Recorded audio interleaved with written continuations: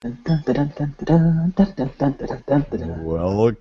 to OreAni. Yeah!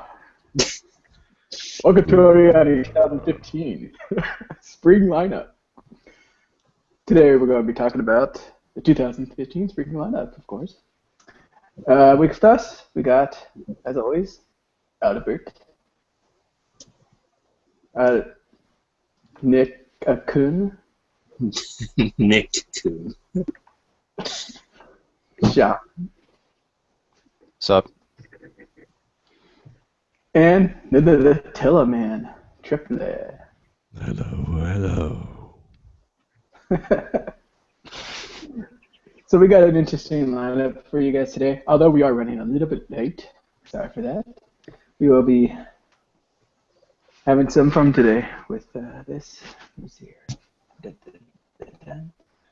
Today we're going to start off with Yamada to Nanin do no Majo.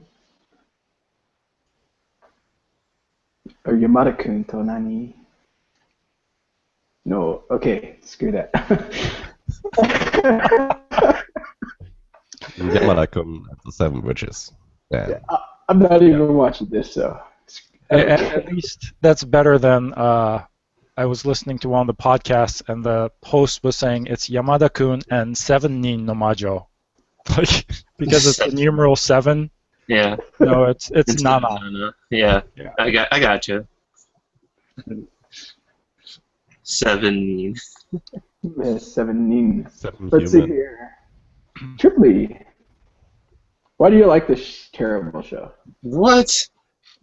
Actually, just watch the opening and enjoy all the good kisses in it, and you will like it.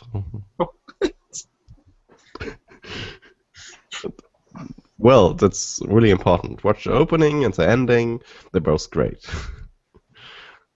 I don't know about the stuff between, but actually, I'd like the manga like Albert is showing, so I think I will give Albert a chance to say something about it. Sure. So, Yamada-kun and the 7 Witches is based on the manga series. It's been running for quite some time. There's 15 volumes out, so there's plenty of material. And with its popularity, obviously, it eventually has become adapted for anime. So the premise is there is a body swapping element to it. So basically, the main character, Ryu Yamada, is kind of known as a delinquent in school. And he one day he accidentally falls down a flight of stairs onto his classmate and a really studious girl, Urara Shiraishi, and he ends up swapping bodies with her. And so that's how the whole thing starts and it jumps pretty much right into the action and the mystery of why they have this kind of power. And at first it's thought that he has the power to change bodies if he kisses someone, but this ends up being not true. So it's a discovery process. One of the things that I really enjoy about this show is that it allows the voice actors to really stretch. What I mean by that is when you body swap, you obviously can end up in the female a female body when you are a male, and so the voice that they use is obviously the physical body. So if Yamada ends up in Urara's body, Urara's voice actor is actually trying to speak like Yamada would, so in a manly way. And this is a lot easier in Japanese and Asian languages where the two sexes tend to speak in very different manners. So, but I'm enjoying the aspect that the voice actors get to do all these acting, and trying to pretend to be a tough guy when they actually have a girly voice, or vice versa. It's pretty hilarious all around. Now, there is a strong ecchi element and a harem element that will eventually show up. So, but it's not like one guy and a whole bunch of girls, like many other shows. It's actually multiple, many guys are in there, including when they end up creating a club for looking at supernatural activities. And so, besides Yamada and Urara, the supernatural club has Miyamura, who's a guy. What's his first name? Toranosuke. And he's a student council vice president. Miyabi Ito is a girl, and then there are a bunch of other male and female characters. So it's a very ensemble cast, and I think it is a school setting, so if you don't like school settings, you're not going to like it. If you don't like harems, you're probably on the border. But I would say give it a try for a couple episodes and see if you like the aspect I like, which is all the character voices and the voice actors having fun. So that's it. The picture is very misleading. Yeah, here we go. There we go. Yamada in the background and the eventual Seven Witches. A little bit spoilery, but it's in the promo art, so. You could pretty much see all the other guys in there too at this time. I say in a sarcastic manner. Yeah, no, I'm also watching this show, and I had no exposure to the story ahead of time. When I first watched the initial episode, I was kind of getting this impression that they might try to do like a Kokoro Connect kind of thing, but I eventually discovered that it's mostly that harem comedy humor showing through, and there's not too many feels involved, but it's ultimately hard to say. They used an angle with like some intent.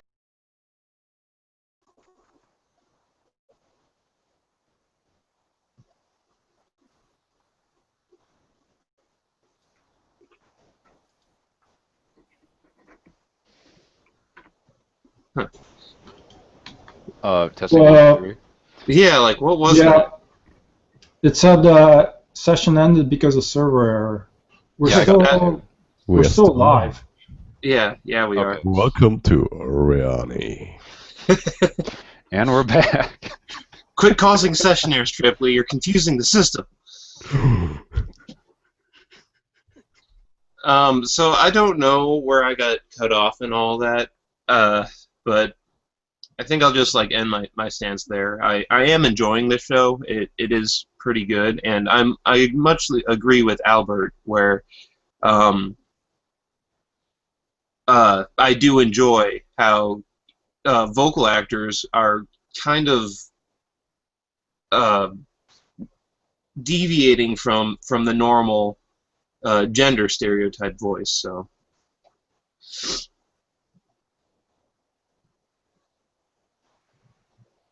All right, that was crazy there. Just shows Google doesn't like this show either. No, I'm not actually. I'm kind of overdoing it. It's not like I don't like this show. I remember reading the manga, and there's just some kind of element in it that made me not really want to enjoy this, and I eventually dropped it. So, just judging by that, I don't think I would actually enjoy the anime too much, and that's why I haven't really given it too much of a shot. I did watch the very first episode, and I still just couldn't get into it just based on what I was watching. So. But It's not as bad as I'm making it out to be. I'll just admit that.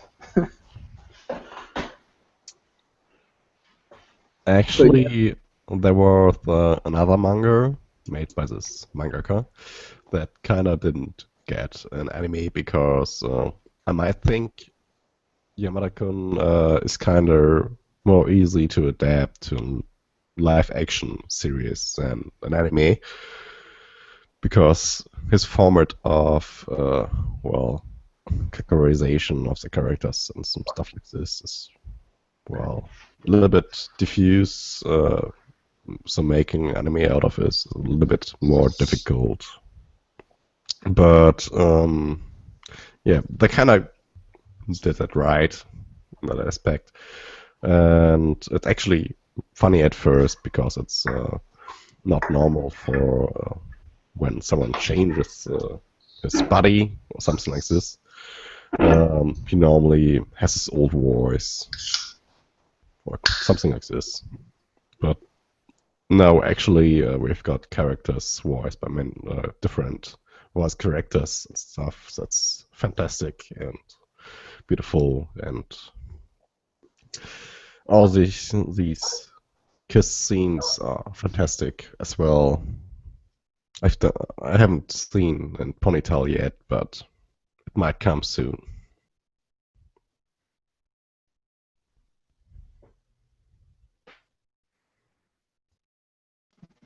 Well, hopefully you get your ponytail soon, Triple.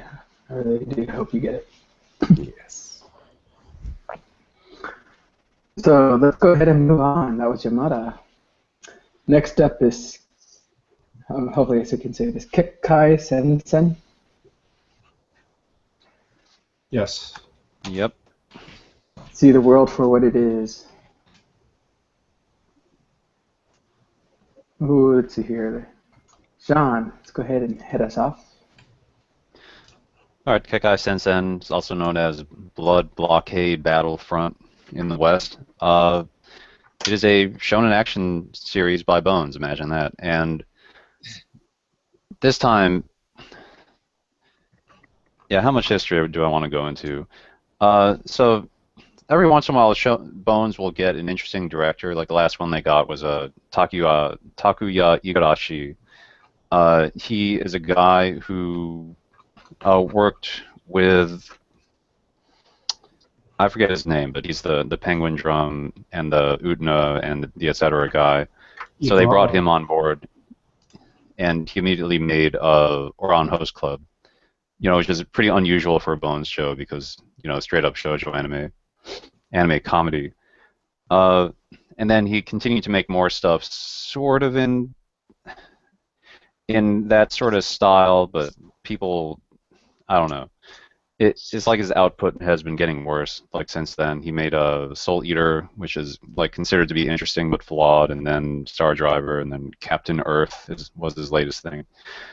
So anyway, Kekkai Sensen is directed by Rie Matsumoto. She did Kill So Giga at Toei, so she's definitely this up and coming director.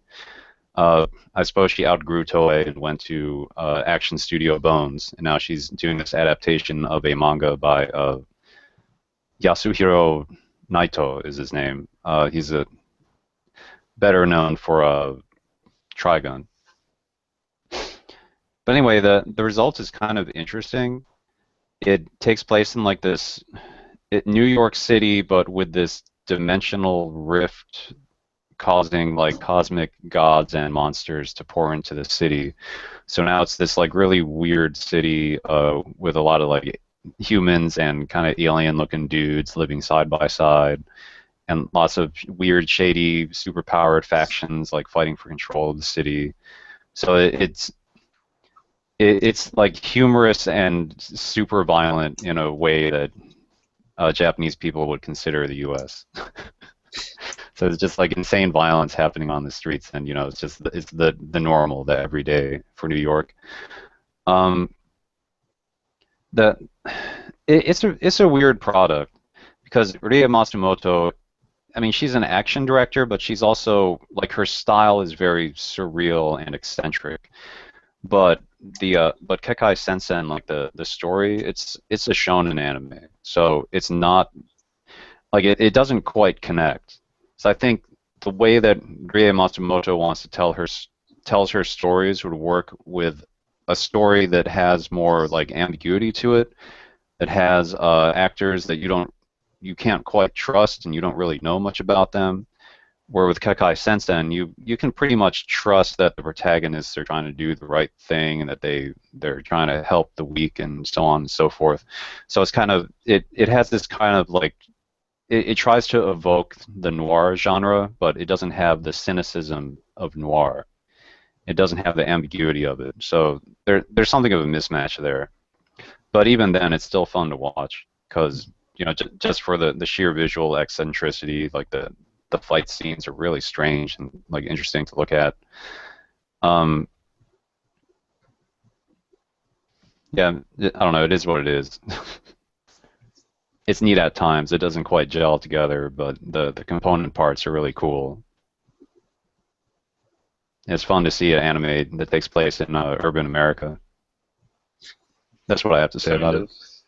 Kind of. I've seen the Statue of Liberty at times and some other things, but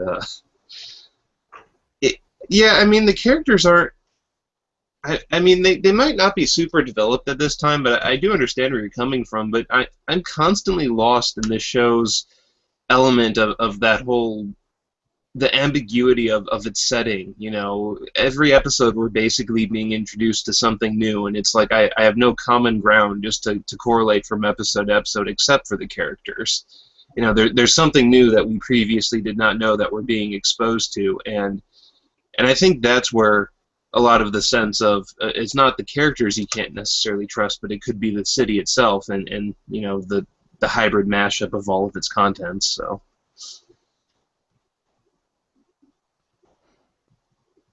So it's about this boy who has a special power where he can see things that other people can't. But besides that, he doesn't have any powers, and he joins what's basically like this superhero team, and they fight crime.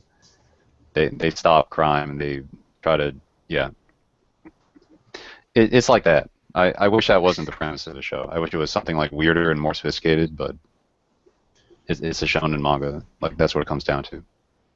Yeah, I mean it is based on the manga, and similar to Trigun, you have the protagonist who is at times wimpy, but at times has a very kind heart, but is struggling to come to grips with this horrific world. Right? In some ways, it's horrible place. So.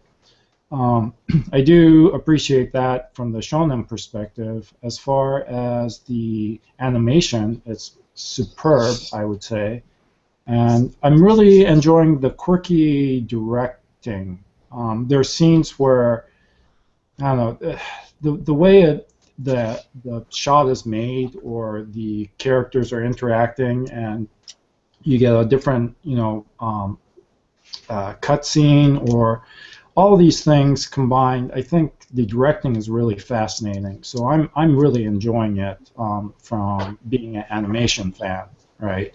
And the story is what it is, but I also like the fact that nothing is spoon-fed to you. You're just thrown into this world, and things are happening to the characters. And then each episode, something happens, but between the episodes, obviously other things have happened because it's several days later, or he's been there for a month or whatever.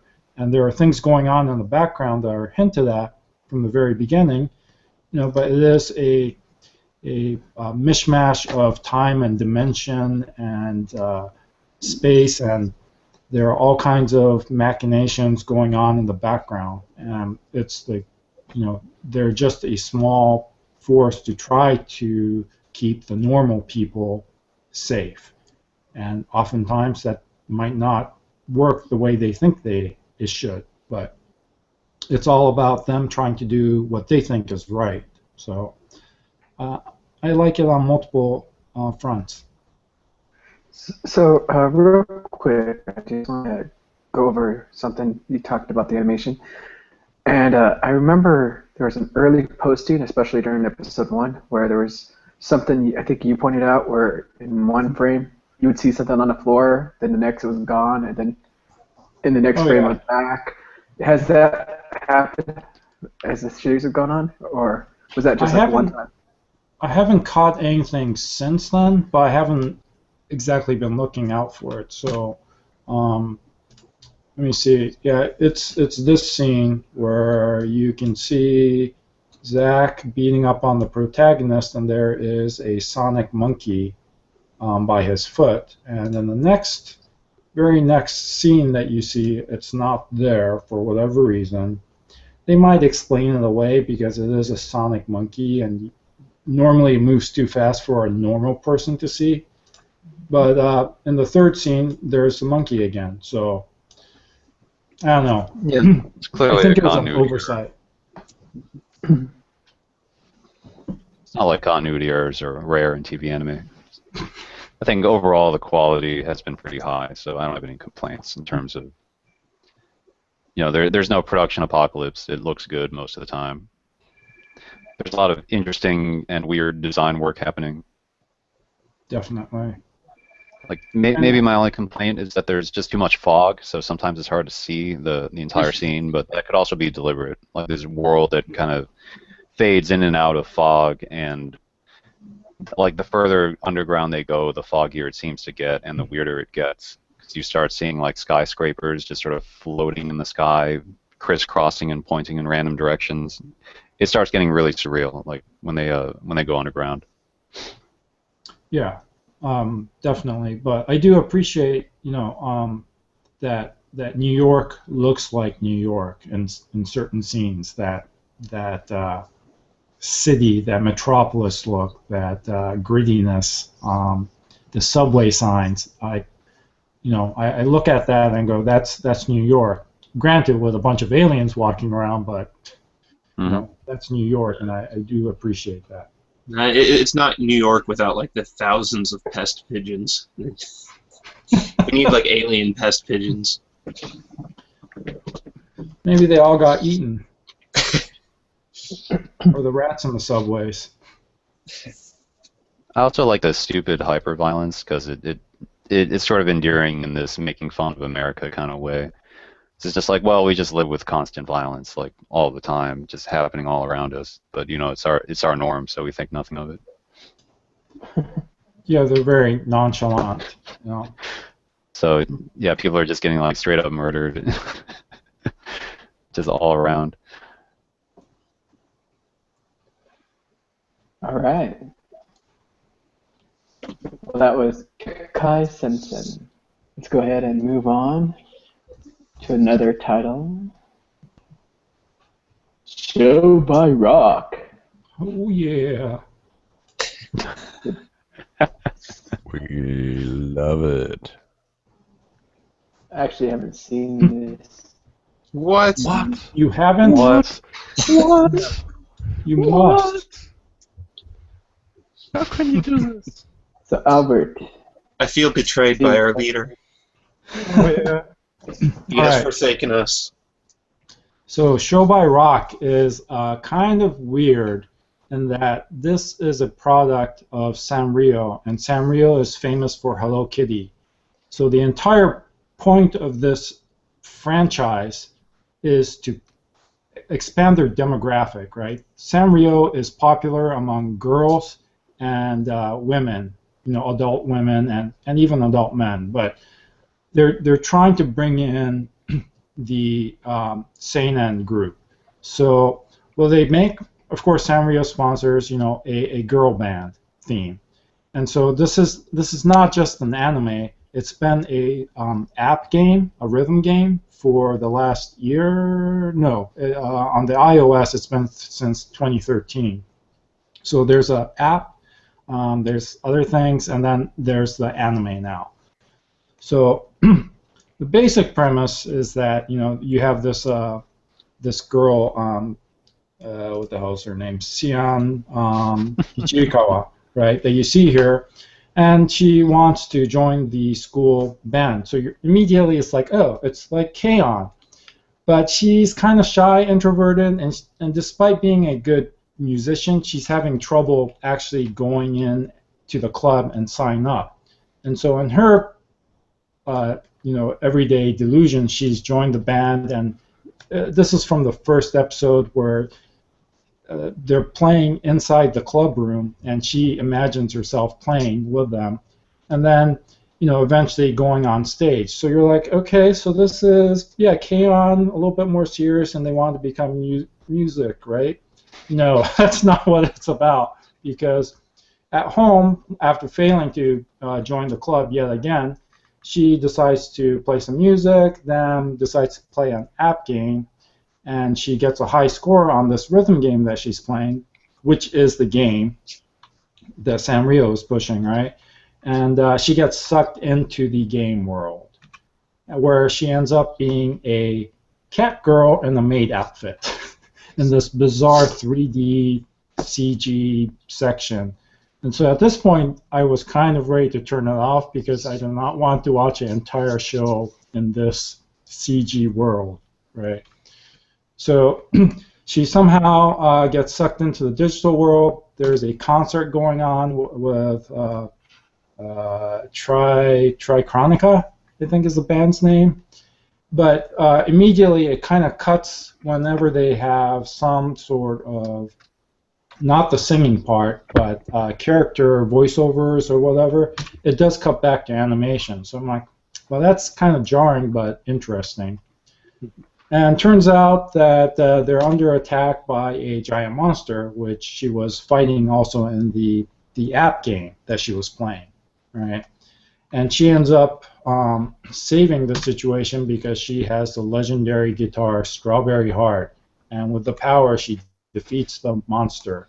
Like, what is going on? This is just entire insanity. And so after she settles down, she realizes she's not waking up from her dream. She is here, and she is scouted to join the girl band, the Plasmagicas. So that's the weird premise of the show. There is some hinted story arc about dark forces at work. Someone's behind the monsters, and then the king of this, I guess, the most popular ever musician of this world, the king, is also being held by this dark, mysterious person. So there's storylines going on, but in essence, it's kind of following the game where you pick a band and the characters, and you end up kind of like in SimCity, growing them, right? Growing them as a band and improving them and gaining XP and new instruments and whatever. So Xian is the cat girl and the main character.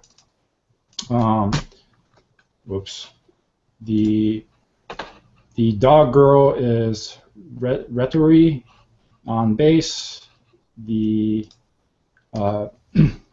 The sheep girl, who also has a secret, as she's a sheep girl from space, don't ask me why, is Moa. And then their leader of their band is Chuchu, who's a rabbit girl.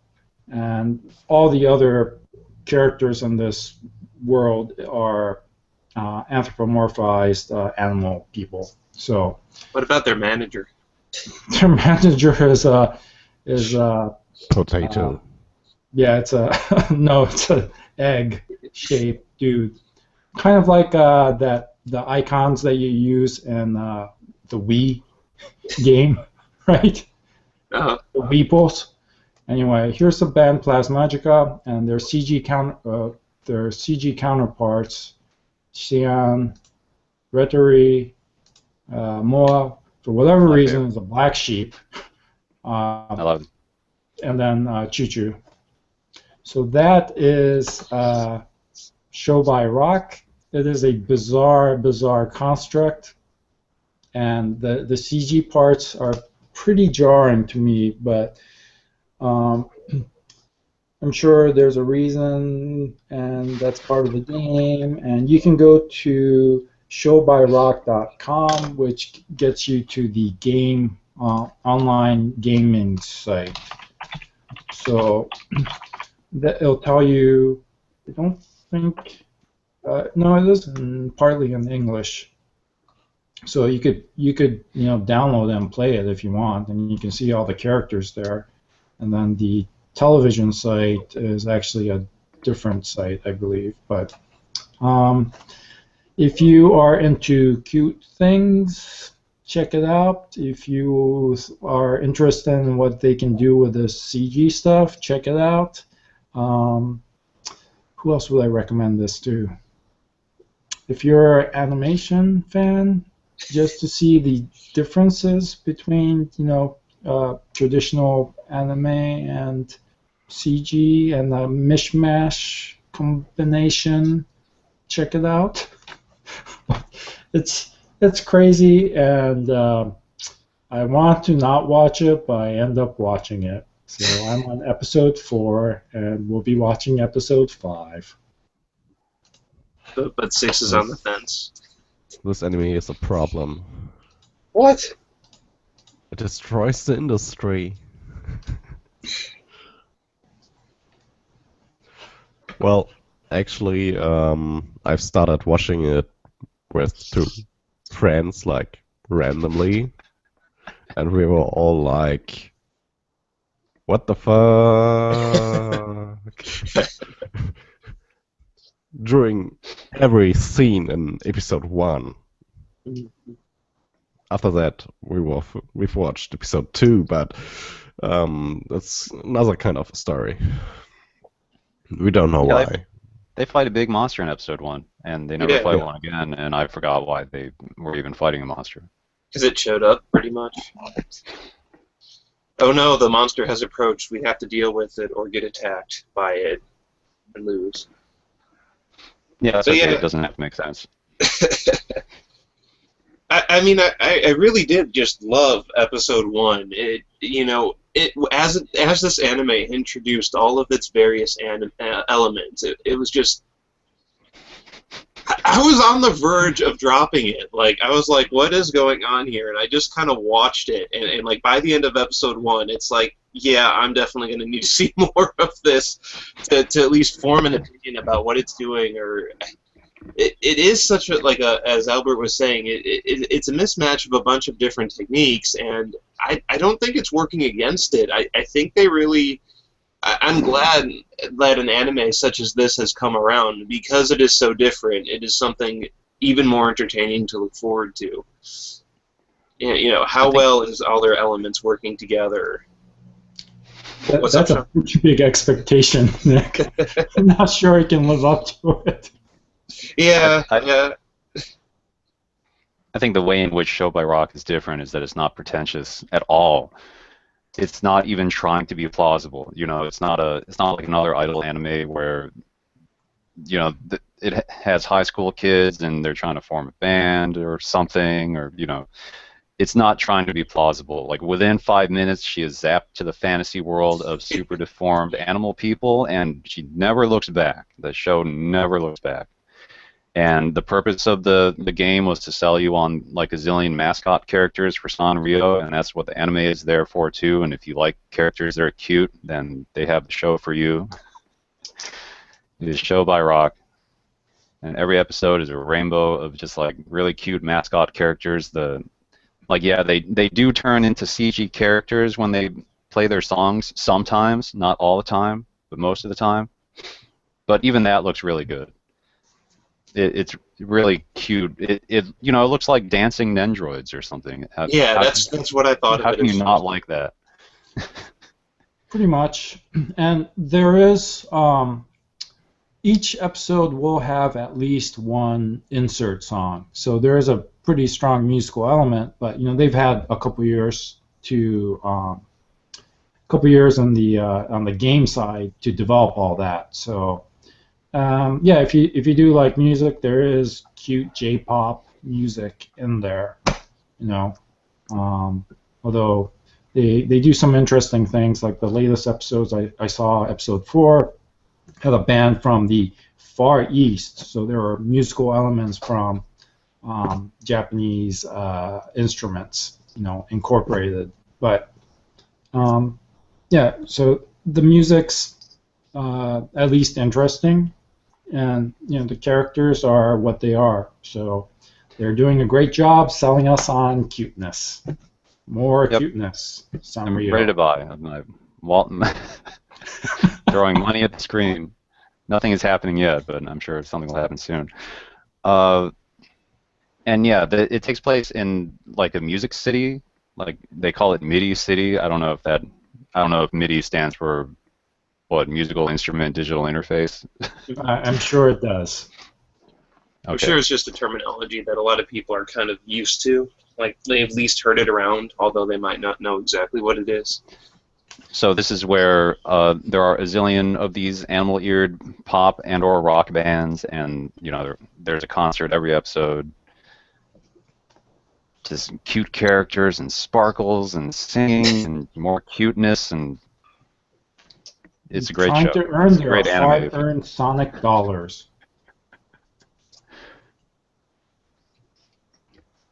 This is the show for everyone. If you like anime, then you will like Show by Rock.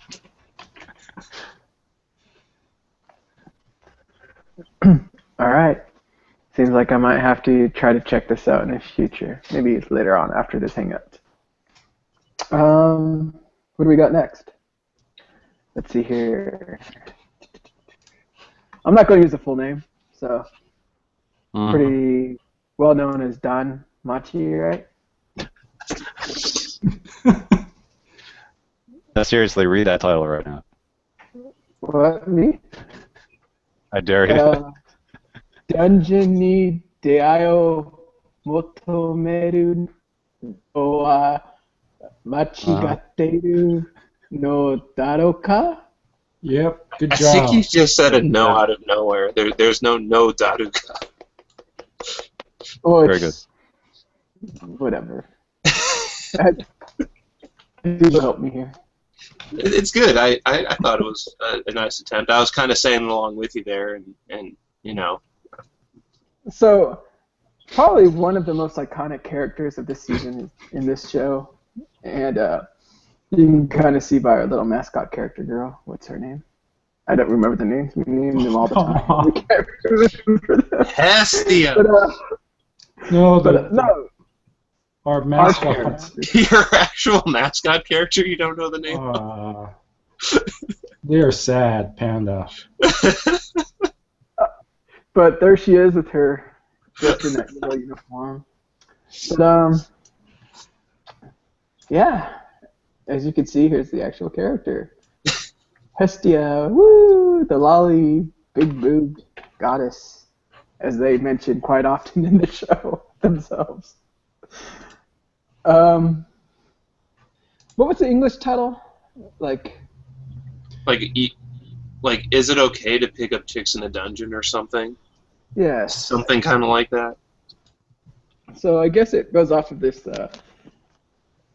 What is it? The saying that his grandfather told him, like, in the dungeons, you meet the frail ladies, you defeat the monsters, and you make them fall in love with you, and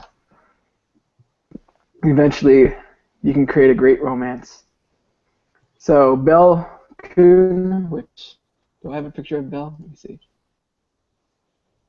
Yeah, Belle and Hestia right here. Belle Kuhn, which is one of the followers of Hestia. One of the only. Well, yeah, still makes him one of them. The only follower of Hestia. And it seems like there's this big tower that they go into to fight these monsters, and of course they're adventures. And each adventure is blessed by a goddess or the familia, and they go into this dungeon to defeat monsters, and they collect kind of these gems or rocks. Kind of remind me of Kyokai no Kanata, where they have those little rocks whenever they defeated the demons. And they collect these items and they turn them in and get money. So, and it seems like any adventurer who goes in there has some kind of tie to a family.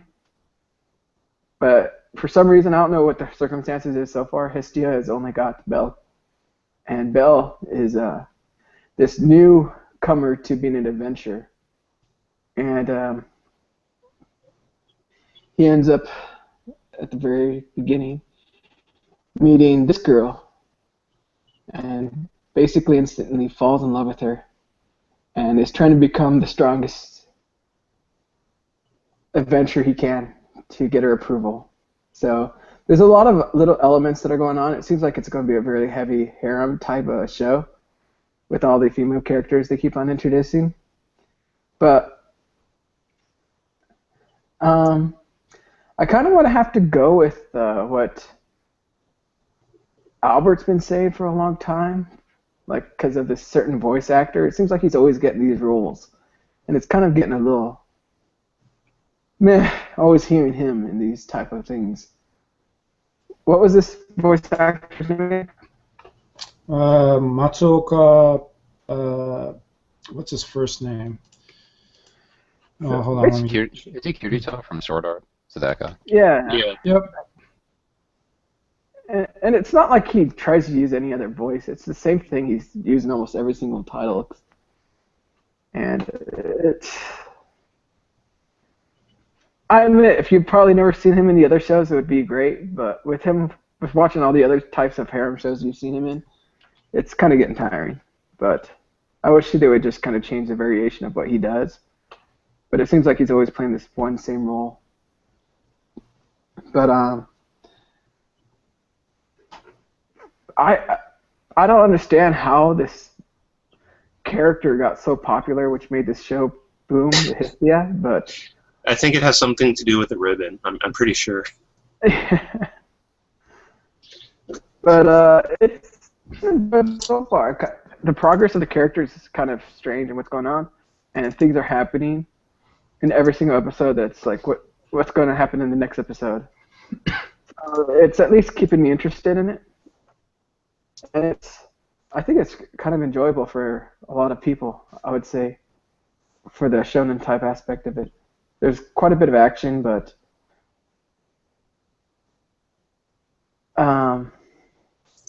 it seems like because of the title, it's going to be him trying to get this one girl to be his wife.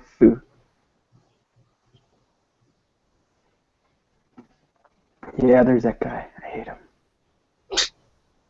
Oh, I don't hate him, but I'm getting tired of you.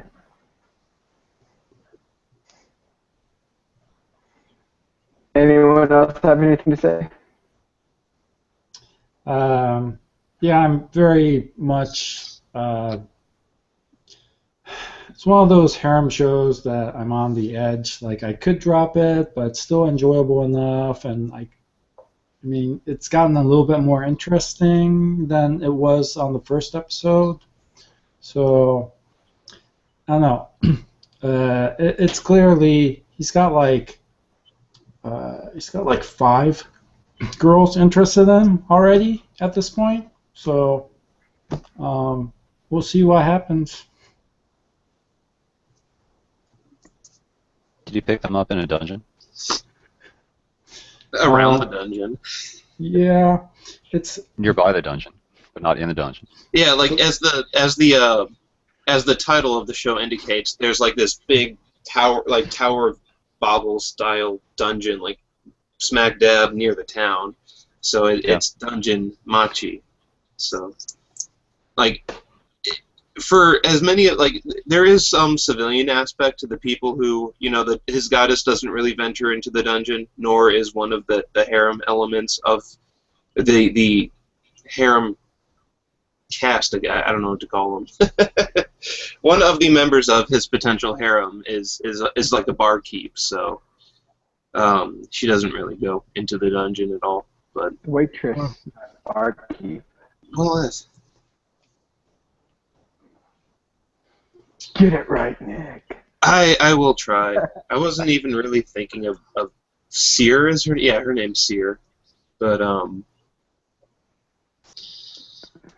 I mean, I know you guys are kind of adverse to his voice, but I still think it fits the character type, and it's not like I hear Kirito every time this guy speaks. I think he maintains a differentiating level, so it hasn't gotten on my nerves at all.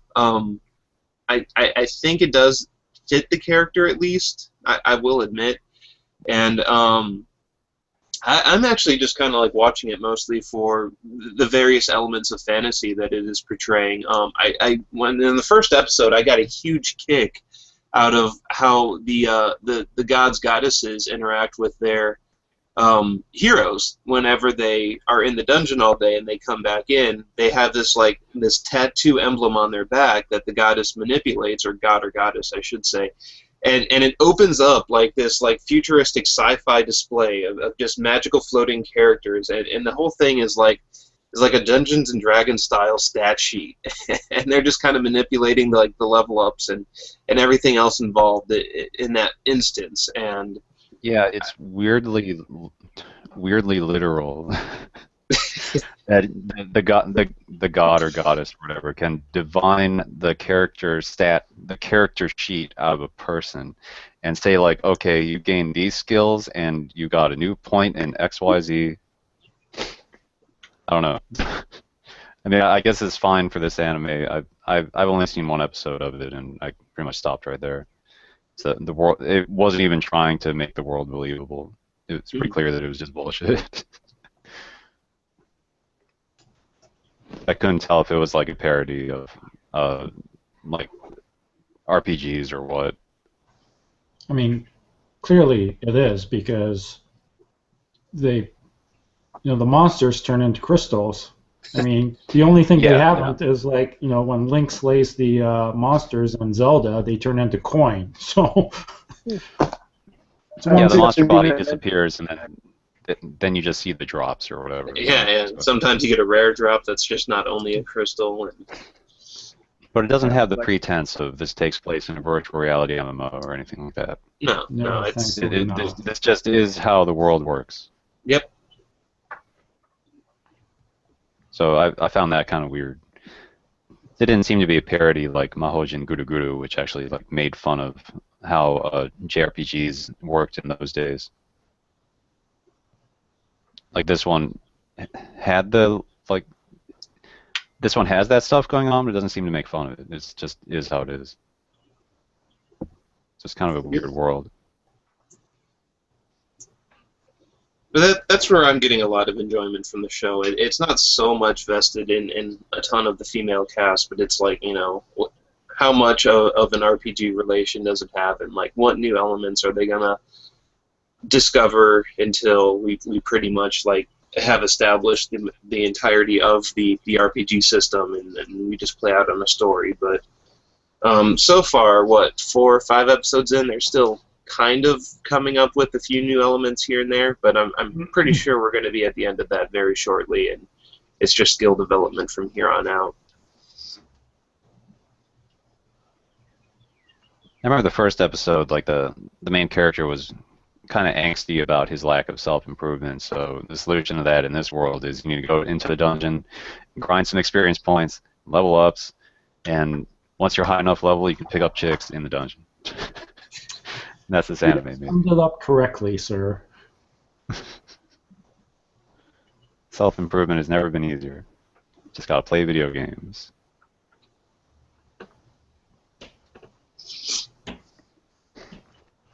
Alright. So, but because of that one character, actually, I think it became pretty popular. I had to check it out when I saw that, how much that ribbon was getting, posted all over the place on Google. Yeah, like how many like verbal complaints did people make about seeing too much of her in their streams? So yeah, it was definitely a one-week internet meme. That thing. So let's go ahead and move on to our next. So that was Don Machi. Next we have HD Unlimited Blade Works. 2nd season. So after taking a break for core, kind of like what they did last time with Fate Zero, it came back with the second half of Fate Stay Night Unlimited Blade Works, which I actually had the pleasure of watching the premiere at SakuraCon. We got to see the first 3 episodes before it was aired. and I was crying so much. Oh my god, it was killing me. But it was so much fun watching that. Although it was all the way in the back, a bunch of people's heads were in the way of the subtitles, but it was enjoyable nonetheless. And continuing off from where it left off, it's still really, really well done, really great. The visual effects are just outstanding, and now shit's hitting the fan, and it's just, I just gotta keep on watching, and it's I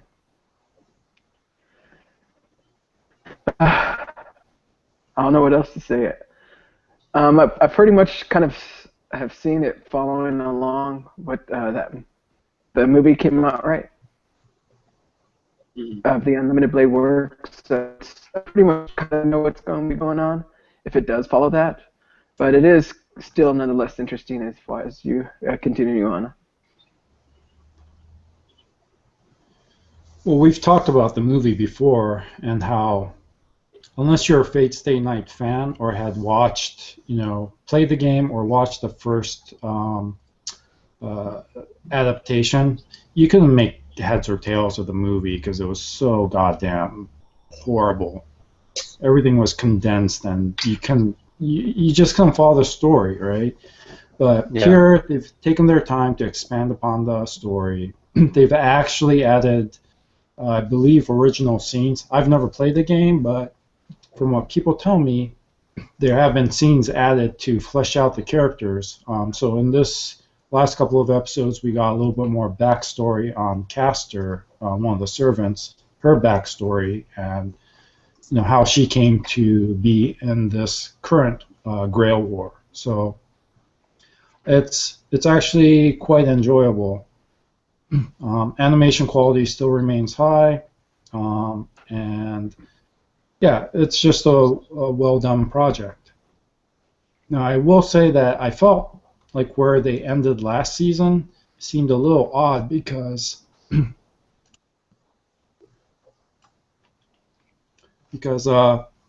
the very first episode of this core, I think that's where they should have ended it last season, because at the end of the first episode,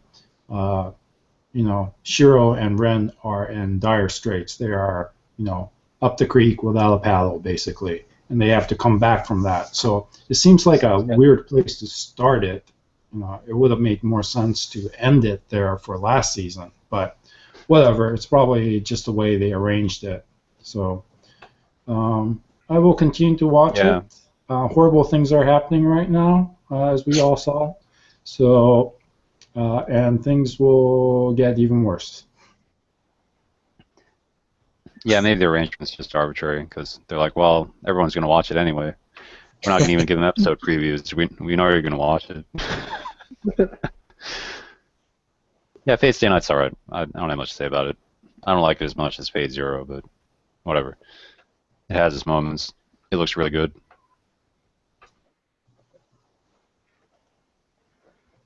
I don't know. I kind of want to talk about the most recent events, but it's even a spoiler to even suggest yeah.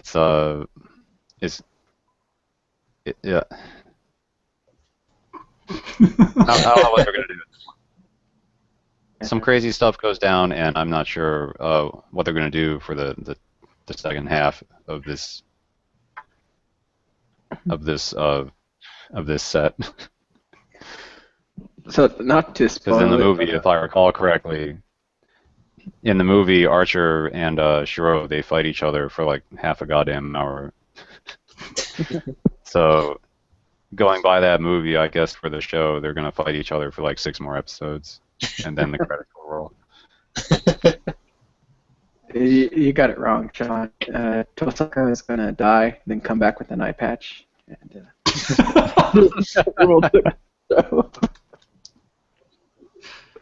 Every time. So, not much to say about this show. Just it's continuing on. So, if you were following it, you're probably still going to be following this. So let's go ahead and go to our next title. This is that KyoAni one, right? Yep. Hibike in Onium. Or as they say, I don't know what they say actually.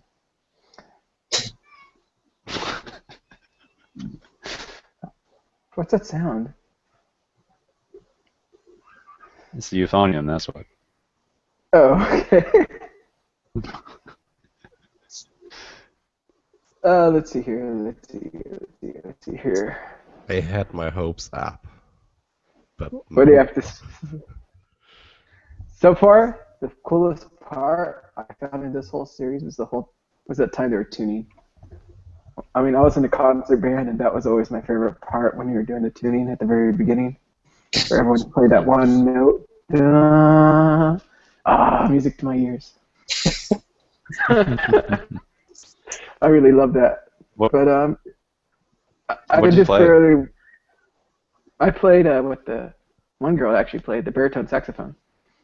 The whatever her name was, the leader.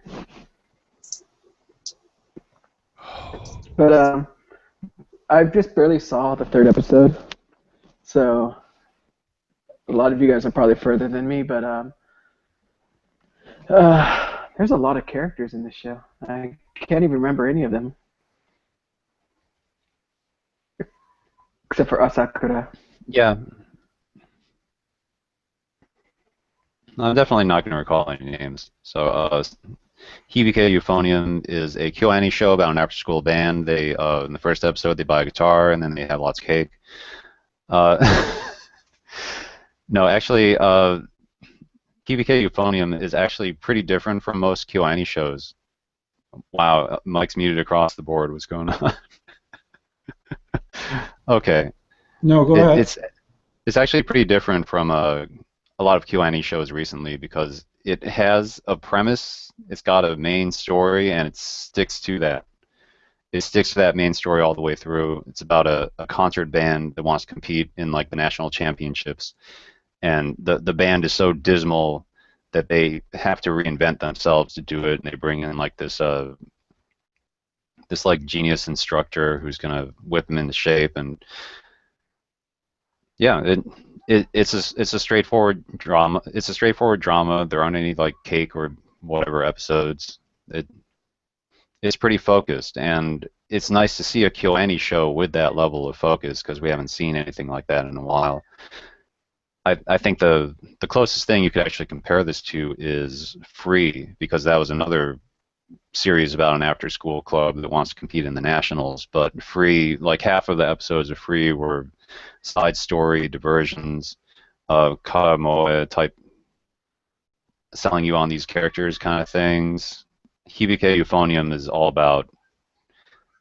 It's all about what it's about. It's all about the preparing for the nationals and trying to get there. So I actually really like it. And it has an interesting look to it, I guess. And like a lot of modern KyoAni stuff has, like they're doing a lot of lens effects in their recent work. Like I've seen the latest Kyokai no Kanata movie when I was in Japan, so you know that's the second one, and that had a lot of lens effects going. Obviously, Tamako Love Story had a lot of that going too. Like they had their lomography antique lens look that they were pimping all the time, and Hibike Euphonium also has a lot of that too, and also it seems to take place in a perpetual sunset. So many orange scenes in this show, but you know, I guess it takes place after school, so a lot of opportunity for that. I was in one color. Yeah, I was in Kyoto like a week ago, so I did come back from a Japan vacation. And there was this scene where they were at a convenience store, and the sight of that just got me so wistful because I felt like I was just there. And later on, Albert posted on Anime Talk that actually Hibike Euphonium does take place like one train stop away from KyoAni, the studio, which I actually visited when I was in Kyoto. So yeah. KyoAni, they do a lot of small town dramas, and they've also done another show that took place in Kyoto, which was Tamako Market. Yeah, it is an adaptation of a novel from a couple years ago, but I'm really enjoying it. One of the things I wanted to mention is that in their each episode, they're rotating through whoever is doing the storyboarding, and the storyboard and the director often are the same person, but basically each episode is someone different. The animation director is also different for almost each episode, and then Well, I think that's actually fairly common that you rotate episode directors and storyboarders and ADs yeah, as well. I think so. But the script is written by a single person, so there is that continuity that I think it's tightly knit in that sense. It's just that you get cute character moments that are interesting. So, for example, the main girl Kumiko in what episode was this? 3 or 4. She had some pretty funny looking faces all around, as you can see. And I think that's a touch from one of the animation directors. I also want to mention that in this, that's one of the other girls, Sapphire, which sounds like a porn star name. So she likes to go by Midori. But anyway, there is an actual instrument director. So the instruments that do show up, they're actual. They look like instruments, not just some sort of caricature of instruments, and they look gorgeous. So it's trombone, it's a clarinet, a flute, Yeah, percussion. got to make them look good because Yeah. it's sponsored by Yamaha. So euphonium and it's a tax. Tone saxophone, baritone saxophone. Is it That's baritone? what I play. Okay. You can tell by how it loops around like that. Oh yeah. Okay, I see that. And the tuba. So there's some. This is like from episode 2, I think, where one of the girls, Hazuki, who's a complete beginner, is kind of tricked into becoming a tuba player because she accidentally bought a mouthpiece that she was practicing with, thinking it's a trumpet, but it's actually a tuba. And knowing that the vice president of the club is like, well, you should just see which instrument actually matches that mouthpiece you bought. It's your destiny. And so there's this hilarious scene where she goes through thinking, oh my God, it's like Cinderella. Oh, it's the tuba. All these, it's still KyoAni, it's still cute girls, but the music part is serious. It's a serious drama, and that aspect is driving, the entire show. And unlike K-On!, which is just about girls doing cute things together, and the music is secondary and kind of ridiculous sometimes, no, this is serious business. So I'm really enjoying it. So one thing I kind of wanted to point out here, they actually have it in the ending credits where they show all the characters and the instruments they're playing, at least the main 4 characters.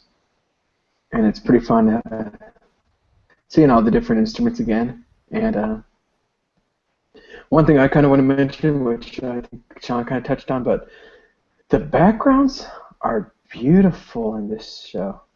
I mean, like here's a scene from one of them, and just the way they did the background was just really good look. It almost was like, did they actually just use an actual picture and just kind of do some kind of overlay to make it cartoony? But not all of the scenes are like this, but there's some really high quality scenes out there that you can catch every once in a while. Of course, here we are in the teacher's room. The clutters and stuff like that, but oh man, that teacher, whew. I was surprised, but then again,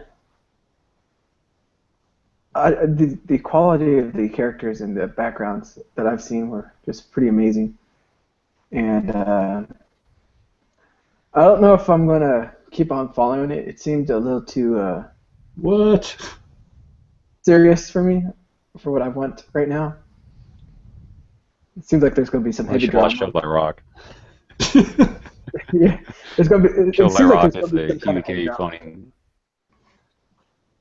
Show by Rock is then- the alternative to Hibike euphonium, so Yeah, should be watching one of them at least. I'll have to check. He also likes to play those games too. He plays that what is it? That idol thing. Love Well, I saw the Show by Rock rhythm game being played. It's kind of lame. It's just a 3-button rhythm game. You know, it's like Guitar Hero with 2 less buttons. Oh well. But overall, it looks good. I might give it a little more of a chance later on. But yeah, it feels like it's going to get too serious. Yeah.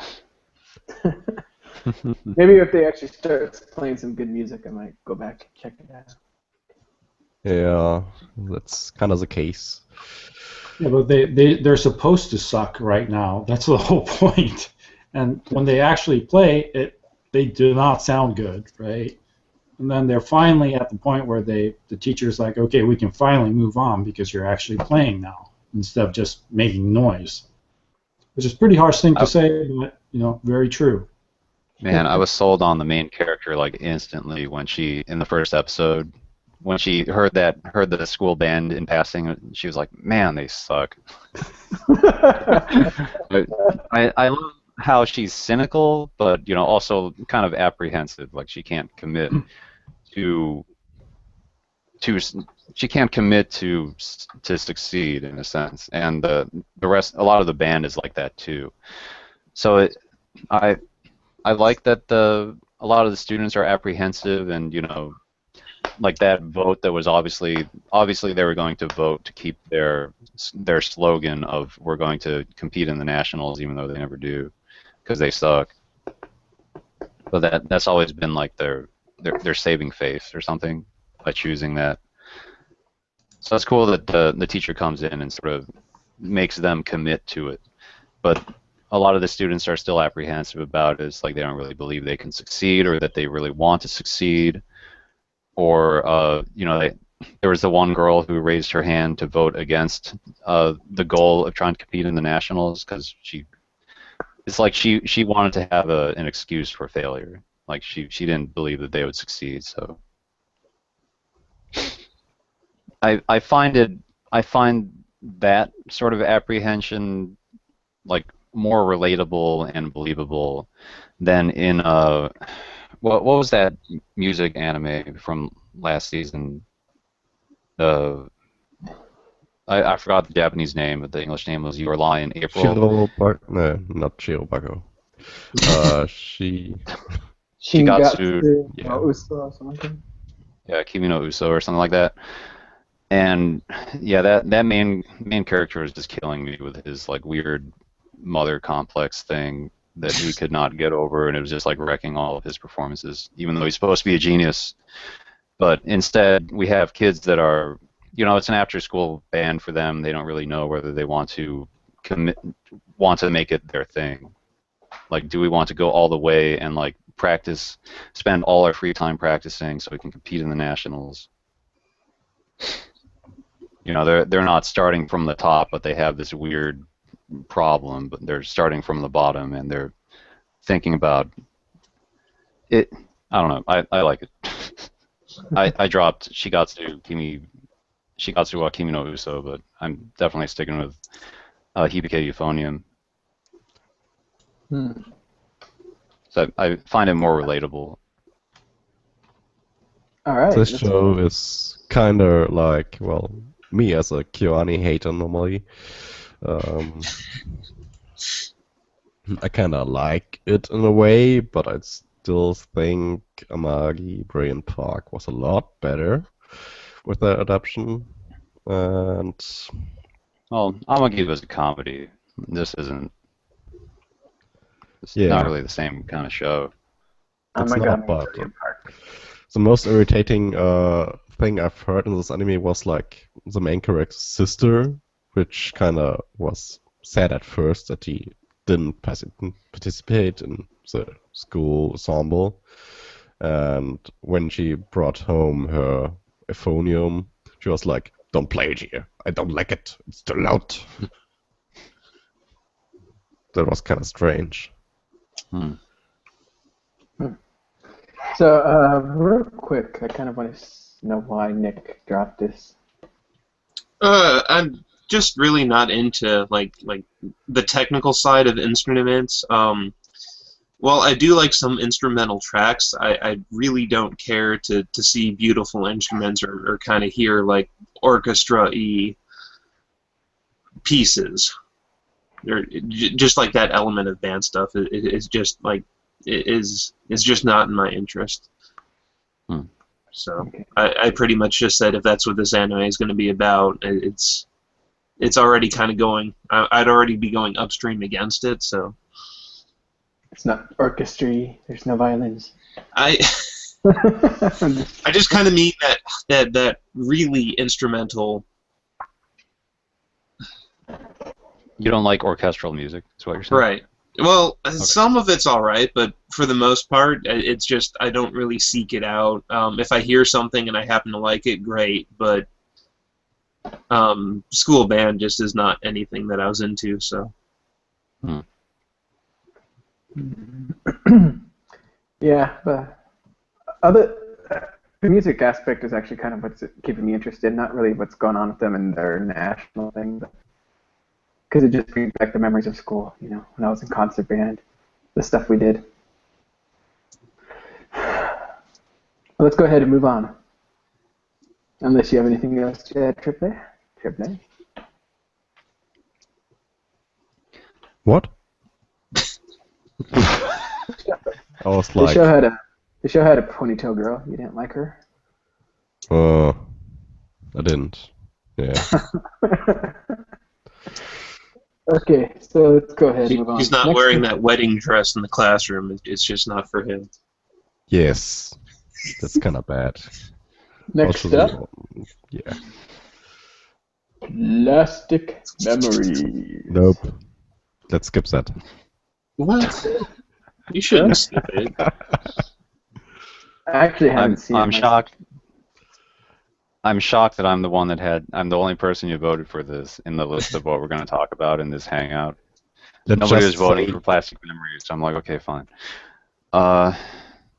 I thought this would be everybody's jam. You know, it seemed like everyone was balling for the show except for me. No. No. Okay. Okay. Well, Plastic Memories is basically a tearjerker, and it's about a guy who works at a company that lends out these robots with very limited lifespans. What was it like? Was it 7 years or 9 years or something? I think But 9, and it's built upon a premise of that's like the lifespan of an artificial soul that they were able to kind of make. You know, as 7 minutes. So the premise is he works at the retrieval office. So at the end of the lifespan, they have to pick up these robots, and of course they can't back up the memories. Of course they can't move the personality to another body. Can't do that, or else the show won't function as tearjerker. So basically they go to these families and then they pick up like the family member, and with the knowledge that that is the day that they're effectively going to die. And they knew this day was coming, and here's the day where they must part.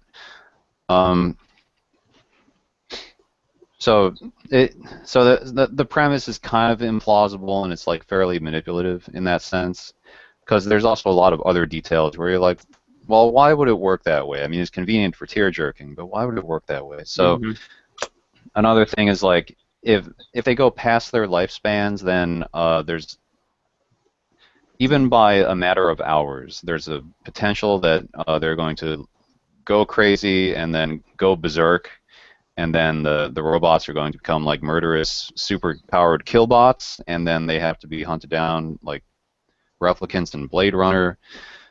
So you know, it's not a spoiler to say that that's totally going to happen. That totally happens.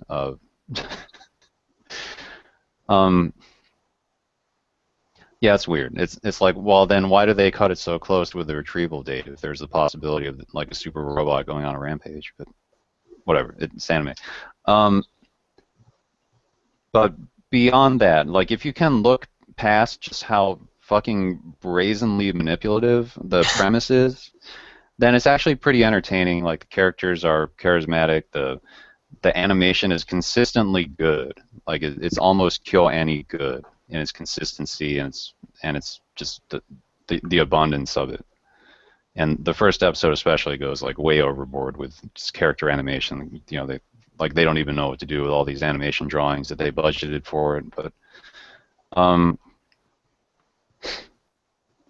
yeah, that's all I have to say about Plastic Memories. It's entertaining. You know, it's manipulative but entertaining, and sometimes it's entertaining in how manipulative it is because it greatly amuses me, especially when it gets more and more Blade Runner-y. They even in that when it gets Blade Runner, they even go. They even have the final showdown like on the rainy rooftop. I'm like, oh my god, they're really doing it. They're doing the tears and rain scene. But anyway. Just looking at G Plus and stuff, it seems like other people like it, so I'm kind of surprised that like no one in this Hangout group cares about this thing. I mean, I'm watching it, and I'm going to watch it all the way through. I just kind of it is that sci-fi story that I want to see where it's going, but it's not near the top of my list. It's just kind of sitting at like above average, like because of how manipulative it is possibly. I also kind of like just how odd it is, like because you have this futuristic company who is making these androids with artificial souls that near the end of their lifespan they start having like almost dementia issues and physical not disabilities, but they're physically impacted, their performances. But the even funnier thing about this is that whole retrieval aspect that we were talking about. There's so many like branches across the world, I'm guessing, and we're focused on this one, which is like the first branch ever. And their company hates them because of like how much like over budget that they typically go, and I guess their methods. I think the company wants to be a little more straightforward, and these guys insist upon having the emotional work the emotions of everybody involved work out. They just don't want to like abduct this robot and be done with it. They want to make sure that everyone's going to be like okay to an extent. And so they have to like tie up loose ends. They have to make sure that the customers are not like suicidal. Yeah, so but the retrieval is way more complicated than it sounds. It's not just like picking up the robot, throwing it into a truck, and that's it. Well, that's just how it's making it seem. That's what our guys are doing, but it seems like corporate is just like looking at staying in the black, so to speak. Yeah, they're like, well, yeah, they don't understand how. It's foreshadowing that the budget is going to be cut or something. Right. Or maybe there's going to be some new policy that's evil that the retrieval office is going to have to deal with. Right, but it's just kind of funny because something's so invested in PR. As you were kind of mentioning, these robots, if they're left beyond their retrieval date, they fall into that state of absolute confusion, and you don't know what it would end up doing. You think that a company would want to prevent that. It seems pretty stacked against that. Well, no, I mean, I'm really watching this thing for the drama it drums up, and as you said, it's very much forced. But I think that's why I'm ultimately watching it. Is like what everyday life scenarios are we going to run into via this 9-year lifespan, and the issues of everyone attached to the people who only live 9 years. Yeah, it's you really have to wonder, like, is this really solving more problems than it's causing? Lending out these robots that are indistinguishable from humans. They have the full set of emotions, they can build memories and whatnot, but then they only live X number of years, and then you got to throw them into a truck and then wipe their brains before they go crazy. And does that really solve more problems than it causes? You know, just tearing away these family members, even though they're robots. But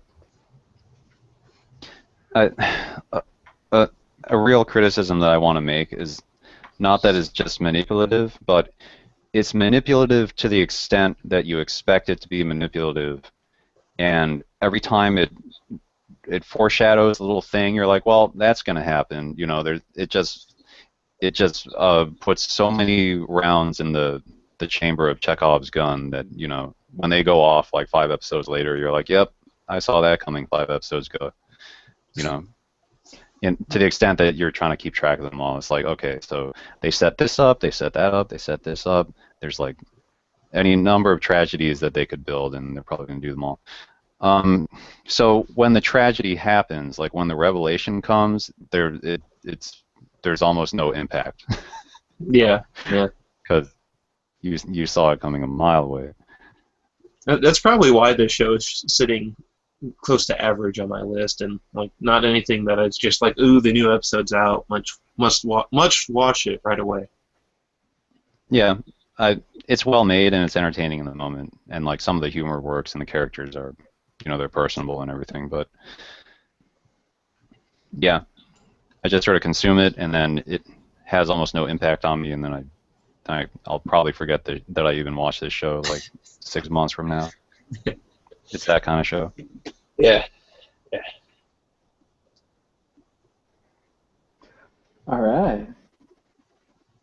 Let's see who else. Triply, Albert, do you have anything to add? Not really. I mean, it is what it is. There's a lot of issues that they haven't tackled, right?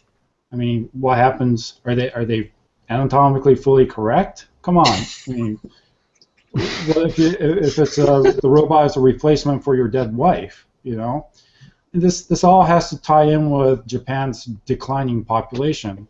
I mean, I was just looking at some stats where in 25 years, the number of 14-year-olds in Japan have plummeted to half their number, and that's huge, right? And so you have, and here you're making do with, you know, robots as replacements for family members, for your grandkids, for your sons, for your parents, for your mom, whatever. So, Yeah, and there's 2 characters, or actually there's one character who works at the office, the retrieval office, and then there's a story arc about a boy who's being raised by a robot. So that's kind of weird. Raised by a robot, like the robot is a surrogate parent. but apparently, you know, she's completely functional and 100% going to be okay in that role, Yeah. which is pretty damn sophisticated. So there's a lot of things that this original story by the writer, it's not adaptation or anything. I think there's a lot of holes in his story, but it is what it is. So if on the surface level, you know, it is manipulative and there's a lot of tear jerking, but I'm not really expecting anything really deep, like a big social commentary on the current population decline and, you know, the lack of connectivity with actual people. You know, it seems in this online digital world, you know, and the hikikomori problem or any of that, it doesn't seem like it's going to tackle anything really interesting. So I'll keep watching it, but I'm not, again, like Sean said, I'm not that impressed, and I'll probably forget about it. Tenkun in the chat says, do robots eat or drink? And yes, they do, and I think they also go to the washroom, so Yeah. I must I don't know. say, They don't really get into the details of like exactly how the robots work, and you know, probably wouldn't be of the show's service if they went into it. So they're effectively like manufactured people who live for 9 years. That's sort of what you need to know about them. actually, for me, it was like an instant drop after the first episode.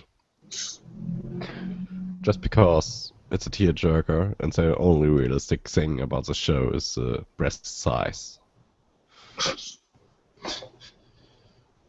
What? Well, breast sizes. At least in what I've seen. The fan service element's pretty minor, I would say. Yeah. Although there are some pretty stereotypical characters, like the orange-haired girl you see there is kind of a tsundere, so Kind of. whatever. Can you really Yeah, be kind it comes of from that? it comes from that team that did what's that anime and what's that other anime, like Engaged to the Unidentified or whatever, and then there's Yeah, they that other did one. Gekkan Shoujo Nozaki-kun, Monthly Girls Nozaki-kun. They did What? No Engaged way. to Unidentified, Mikakunin the Shinko I'm looking that K. up right now. They did Love Lab. They did Yuri Yuri. So I think the did- animation is. I'm not just talking about probably- the studio. I'm talking about like the director and Oh, the with that director. studio. So it seemed like that director and that studio have made a string of anime that look like that look like Plastic Memories. Nozaki-kun is not one of those. It feels like Decker this. Fujihara. Well, kind of forgot.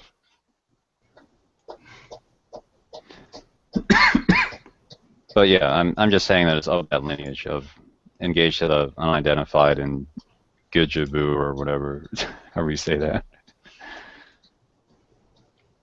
So it kind of looks like a comedy anime, but it's a tearjerker, even though it looks like a comedy anime. But it does have comedy elements. It's like a comedic tearjerker. It has those two modes. At times, yeah. Hmm. I can see it. So more like Angel Beat rather than Anohana.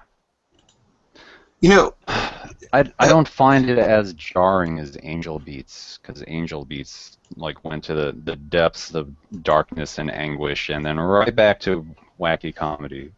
there was something about this one, and I think one other anime, and I don't know if it's a director or what's going on, but it's either this show or another one from this season. They seem to have like a niche for like this female point of view shot. Like they do one, at least one in every dang episode, and I know this show did it at least once. I don't know if it's the every episode one I'm thinking of, but it's like at some point you're always looking at like the literal perspective from like one of the female cast, and it's like I don't know why that's there.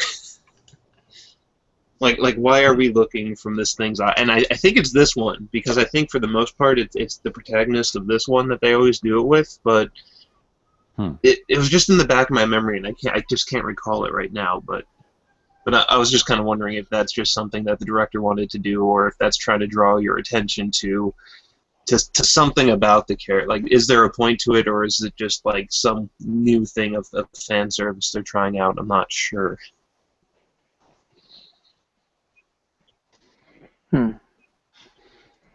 There's that always common U.S. violence, Sean said. Police. Yeah, there's definitely explosions and like monsters and robots duking it out right next door. But it happens every day. We can just keep going with this hangout. Okay, let's no go big. ahead and move on. That was Plastic Memories. Total's Coon. What do we got next? That totals good. Total con. My friend. He's like a OreAni AI. Shokugeki no Shoma. Yeah. If you So thought- much better than the other eating anime from last season. Yeah, this one's definitely much better. It just doesn't insinuate, it shows you. Yeah, Shows you everything. yeah, like that is something about this show. It is well, actually, should I let whoever voted for it talk before I do? Probably should. It's awesome. Let's let Triple E do this. Yeah. Well, the show is about food, and it's glorious food, like Stalin food. And well, actually, the show is about food and some guy that kind of learned cooking from his dad, helping out at his restaurant. Now kind of goes to school, school about cooking, where cooking is everything. And he kind of tries to defy everyone.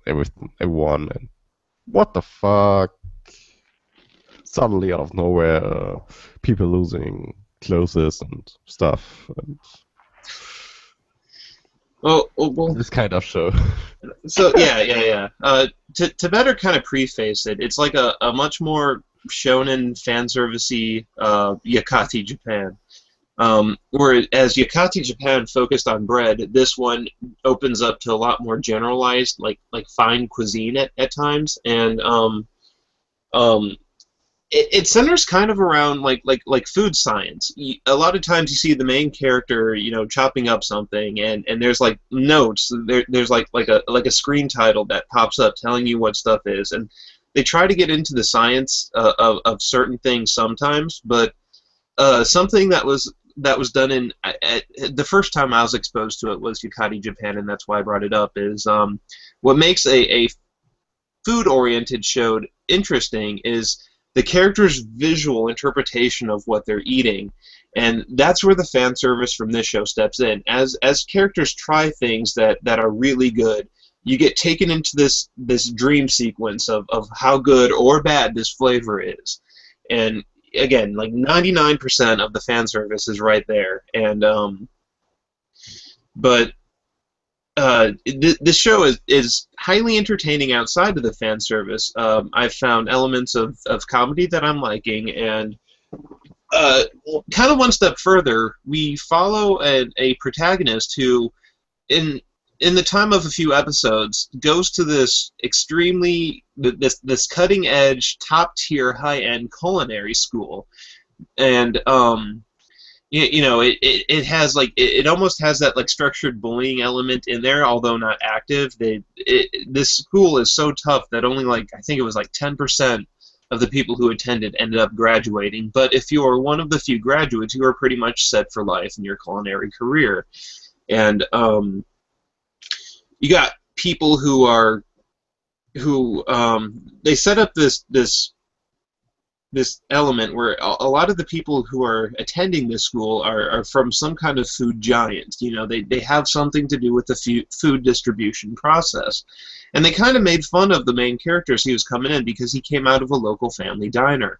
They don't know who his father is, who is apparently one of the greatest chefs ever, but he's learned from scratch without any kind of I think a character called it cutting edge gastronomy science, but our main character just kind of scrounged together ideas, and through lots of trial and error, he's kind of come up with his own stuff. And his family diner makes some pretty ordinary, extraordinary dishes too. They're dishes that you would expect almost anyone to make at home, but there's this element of epicness to them, and due to that, he can kind of make these weird dishes that no one would think would go together. He just kind of scrounges what he has and he makes something great. And that's kind of the angle of this show, is like, what will this character kind of scrounge together and make elaborately great? I think some characters have noticed that about him. He's not held back by the typical curriculum. He kind of figments his own ideas and really deviates from the book with what he does.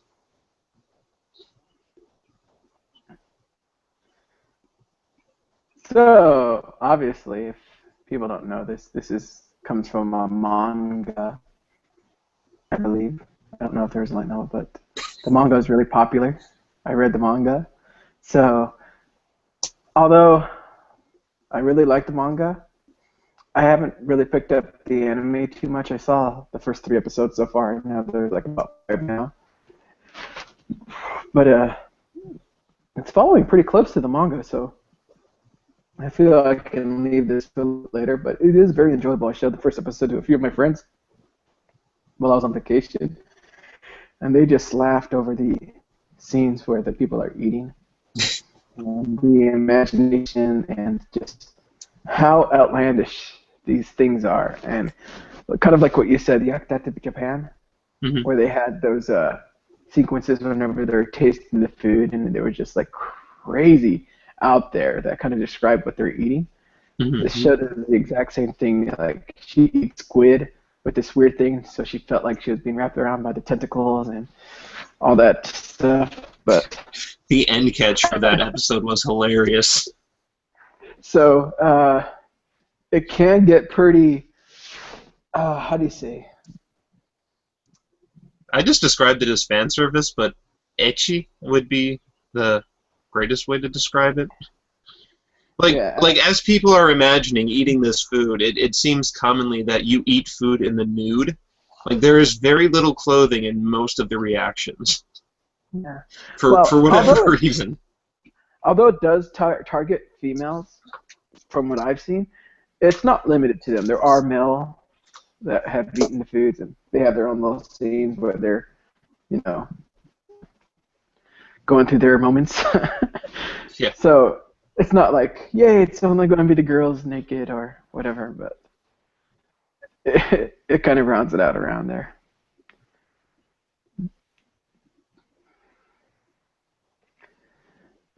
So let's, unless Tripoli, do you have anything else to add, or is he gone? No, I have nothing to add. All right, let's go ahead and move to the next title. Mhm. You guys all ready for this? Let me see. I forgot to get myself a little prepared for this one. You horrible person. Well, Oh, talking. I wasn't talking. what? What's this show called again? Sidonia? No Kishi, Knights of Sidonia. No Kishi. So that's 10, right? Oh, But goodness, go ahead. it also has the second season also has an additional title to Sidonia no Kishi. Oh, It there looks it is. like it's Battle of Daikyu Wakusei Senki or Seneki, sorry. There it is. Senki. That's Sidonia. Dun-dun-dun-dun. I thought it was Senki at first. I was like totally up Warren in here, but yeah, it is the second season of Sidonia, and I really don't want to delve into a big spoiler of the series of one of the new cast of characters. I think I'd rather save that for like the end of season discussion. Really, she shows up in the first episode. Yeah, but that was a pretty big reveal, and I just don't want to talk about it in like in the first part of our Okay. discussion. Sure. Like that shocked the heck out of me, and I just wish to preserve that feeling for anyone watching this who actually hasn't checked out the first season or the beginning episode of the second season. It was a little late coming out in my traditional means of fan sub, but Wait, what are you talking about? Are we talking about not spoiling something? yeah, a character who kind of showed up, like had a pretty Dang. dramatic big entrance. That character's awesome.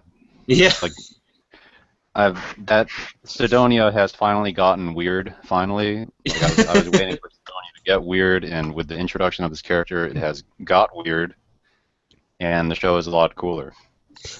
Yes. With a lot more fan service and tentacle rape. And Yeah, it's Well, been that way. maybe more tentacle rape, but anyway.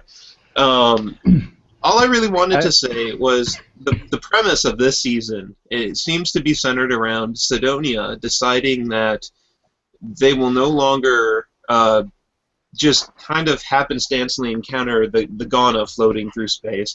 It is devised that they should take the war to the Ghana.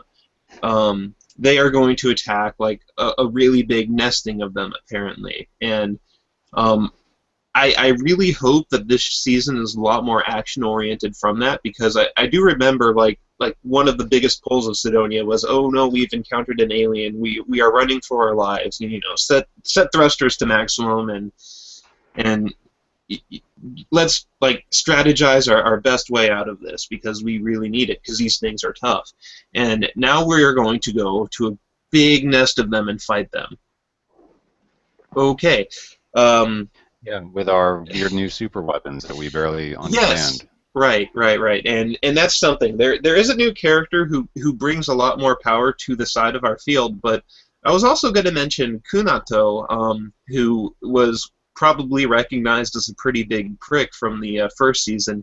He's having a little bit more of an involvement from this one. Although he seems to have mostly retired as your traditional pilot, he took the head of their development industries, and that's something I wanted to mention that I'm really liking from this new Sidonia is the gobs and gobs of new tech that they are like kind of just seemingly cranking out. It is keeping my interest like nothing else, man. It's like what Yeah, new because- things am I gonna see? Yeah, it gets into weird territory, and also it's ominous because it's all forbidden technology that has something to do with a disaster that almost destroyed the Sidonia. Yeah, that we X know number of nothing about centuries yet. But it is like everything that I've wanted the second season to be. So Yeah, Sidonia was pretty cool to begin with. Now it's even cooler. So watch it. You do need to watch the first season to make heads or tails because there's no recap. Yeah. They just go right into it as a continuation. So you do absolutely need to watch the first one, but I highly recommend it.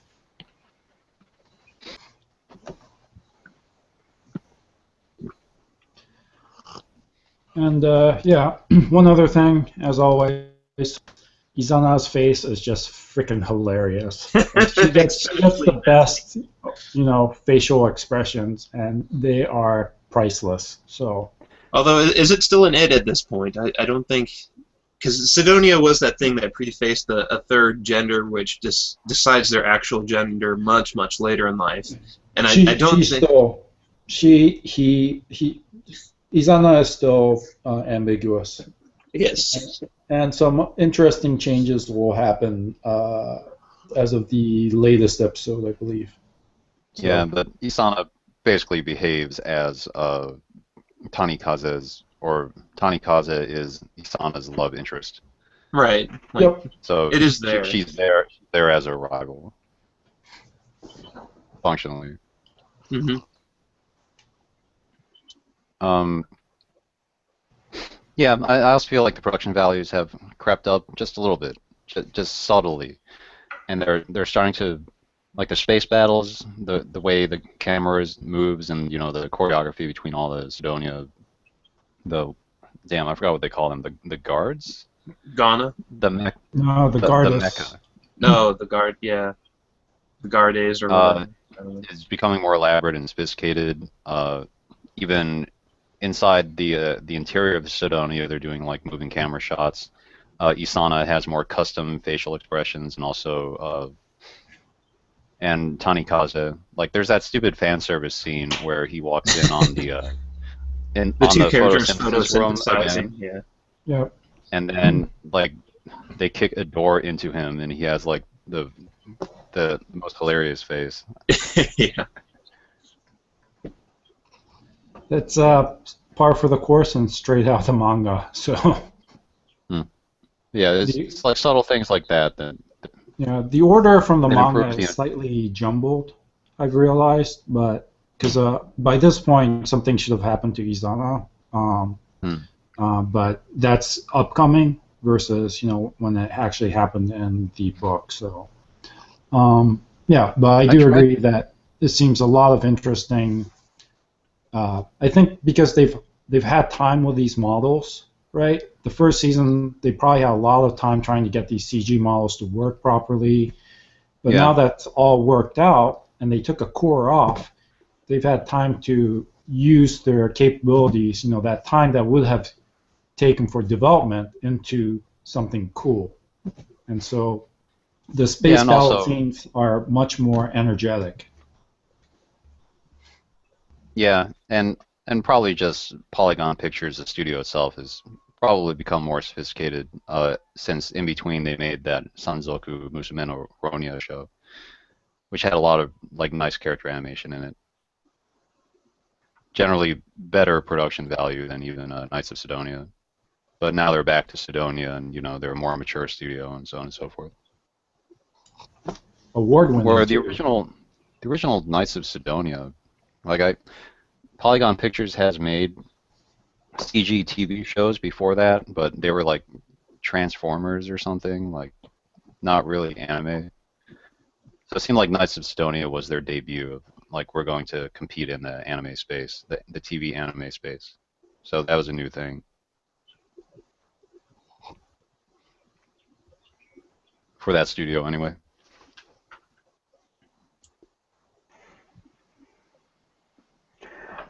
But that's all I want to say about Sidonia. All right. So I think that will be it for tonight. Looks like we're going to be splitting up in the next titles. I hope you guys are okay with Saturday. Can we work that out? Versus Sunday? Yeah, I'm around. Saturday, if I'm to be around for it, it'd have to be like around noon, because like if you push later in the day, there's no way I'll make it. Fine for You me. guys okay with that? We can work 'Cause I got- something out. All right, I got like this mandatory work on Sunday, so. Let's see here. For people watching, thank you guys. We'll be covering. Oh, I want to ask one more thing before we go. Owadi no Seraph is the only thing that I sort of wanted to watch, but I've only seen the first episode of it. Is that show any good, or does it get stupid? I can answer that because I did First put a episode point was into it. Like I was going to bring that up later. Do you just want to jump that up now? Let me No, talk about it in this one. Don't give me the full synopsis or anything. Just is this show worth watching? Should I watch some more of it? No, it's better than what the first episode kind of led up to. It doesn't stay in that set. Okay, I'm just trying to say it doesn't stay in the setting of the first episode. Yeah, I saw the preview. It looks like he goes to school or something. There is a little bit of school involvement, which I was actually going to mention. Studio Wit, this is like their heaviest involvement in school, and it's still not fully there. But it's kind of like it goes off in an angle. Think of this whole like really dark, gloomy vampire setting, and then like mix in like a little Soul Eater, and that's what this has become. So. Okay, I'll watch a few more then. Like I wouldn't recommend it per se because it didn't seem like you would necessarily like that type of a niche anyway. But Yeah. it is a lot different than its opening episode. So It doesn't turn into production apocalypse, right? Studio Wit. Not yet, but Yeah. Not yet. Okay. some things look great, some things look really cheap, and I have dropped it. I couldn't take it anymore, so. Okay, well, that first episode looked real good. It's too bad. But so did Rolling Girls. Rolling Girls looked real good in the first episode. All right. So, thank you guys for watching. Let's go ahead and call it a night. Don't forget to support your local hentai con if you guys have one. So, coming soon across all the continental United States, we will open up this convention in every city. It'll unanimously happen all at once. So just making a joke, Owen, who is our main artist for our channel, we had a drawing session and we started making up a bunch of posters for HentaiCon just for fun. We actually started with an eating bread and then it turned into that. But I'd like to thank Owen for always helping us out with these images. I actually drew these ones this time. That's why they look really different. But hopefully we can get him back. He was on vacation. So once again, welcome, and to OreAni, thank you for watching, and we'll see you guys next week. Yes.